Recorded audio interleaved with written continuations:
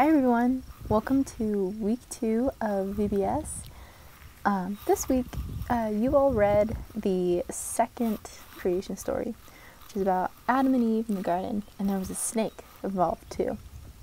So this week I thought that we would talk about snakes and snakes in Nebraska.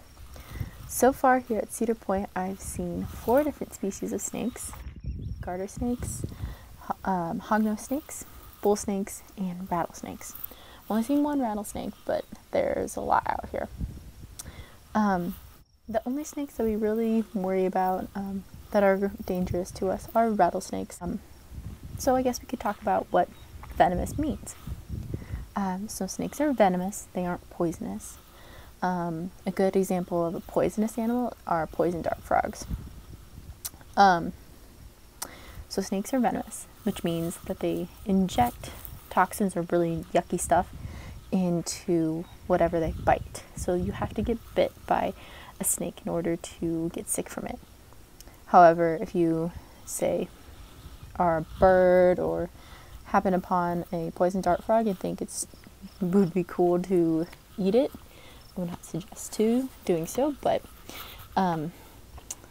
they are poisonous, which means you get sick if you ate it.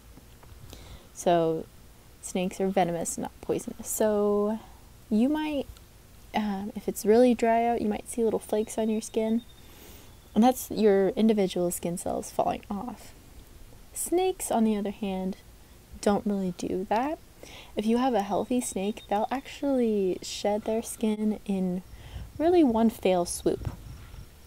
So you can start to see when a snake is starting to shed its skin, when its eyes will get kind of cloudy and its skin will look kind of dull and not as shiny and scaly and bright as it usually does. So I'll stick in a video here of a really long snake skin that I've been lucky to find on our land here. Another thing about snake skin is it actually is what creates a rattlesnake's rattle. So rattlesnakes are born without a rattle, and it develops over time.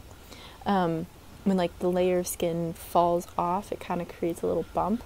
So as it gets older, it will have more little rungs on its rattle, depending on how many times it's shed.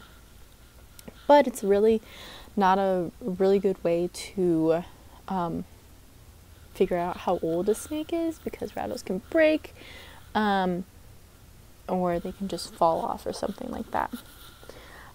So there's different ways of aging snakes.